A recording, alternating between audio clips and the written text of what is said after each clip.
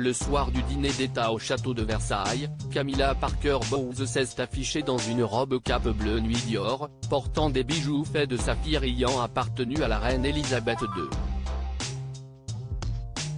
Un clin d'œil qui est allé bien plus loin que le port de ces bijoux. La visite en France du roi Charles III et de Camilla Parker Bowles touche à sa fin. Avant de se rendre à Bordeaux, le couple royal a été chouchouté par Emmanuel et Brigitte Macron, soucieux que le séjour à Paris des têtes couronnées se déroule au mieux.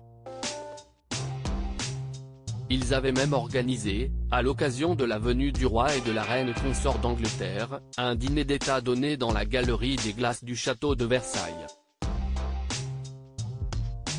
Pour cette soirée exceptionnelle, à laquelle ont assisté de nombreuses personnalités dont Charlotte Gainsbourg, Camilla Parker Bowles a tout donné côté look.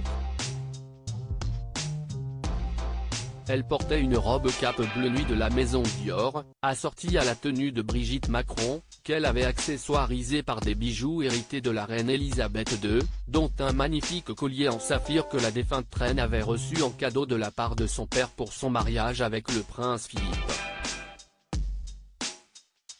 L'association, robe bleu nuit et collier de saphir, en plus de son brushing soigné, a perturbé les médias britanniques dont le Daily Mail. Il faut dire que dans un tel apparat, Camilla ressemblait à s'y méprendre à la reine Elisabeth II lors de son jubilé d'or célébré en 2002. À l'époque, la souveraine portait elle aussi une robe de la même couleur, arborait la même coiffure et les mêmes bijoux. Impossible de ne pas y voir un clin d'œil à sa défunte belle-mère dont elle fut, le temps de quelques heures, la copie conforme. Un subtil hommage plus d'un an après la mort d'Elisabeth II, Camilla Parker Bowles a frappé fort en devenant le double troublant de celle à qui elle a causé pas mal d'ennuis. Entre les deux femmes, les relations n'ont pas toujours été cordiales.